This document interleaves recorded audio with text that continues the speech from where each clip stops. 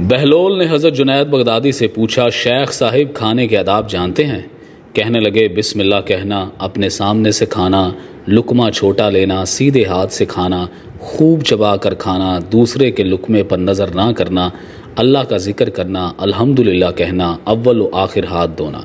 بہلول نے کہا، لوگوں کے مرشد ہو اور کھانے کے آداب نہیں جانتے؟ اپنے دامن کو جھاڑا اور وہاں سے اٹھ کر آگے چل دیے۔ شیخ صاحب بھی پیچھے چل دیے۔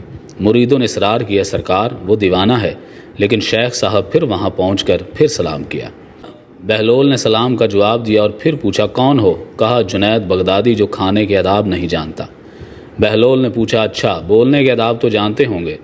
جی الحمدللہ، متکلم مخاطب کے مطابق بولے، بے موقع، بے محل اور بے حساب نہ بولے، ظاہر و باطن کا خیال رکھے۔ بہلول نے کہا، کھانا تو کھانا، آپ بولنے کے آداب بھی نہیں جانتے؟ بہلول نے پھر دامن جاڑا اور تھوڑا سا اور آگے چل کر بیٹھ گئے۔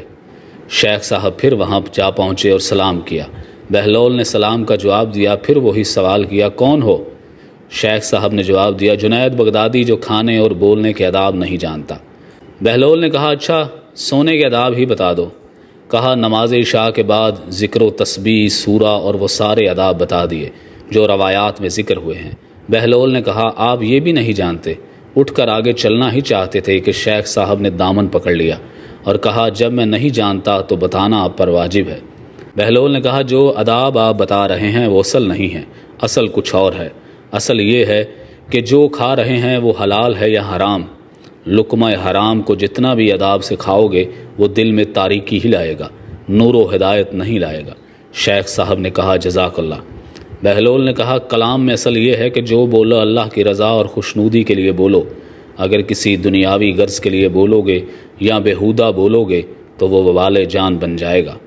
سونے میں اصل یہ ہے کہ دیکھو، دل میں کسی مومن یا مسلمان کا بغض لے کر یا حسد و کینہ لے کر تو نہیں سو رہے، دنیا کی محبت، مال کی فکر میں تو نہیں سو رہے، کسی کا حق گردن پر لے کر تو نہیں سو رہے۔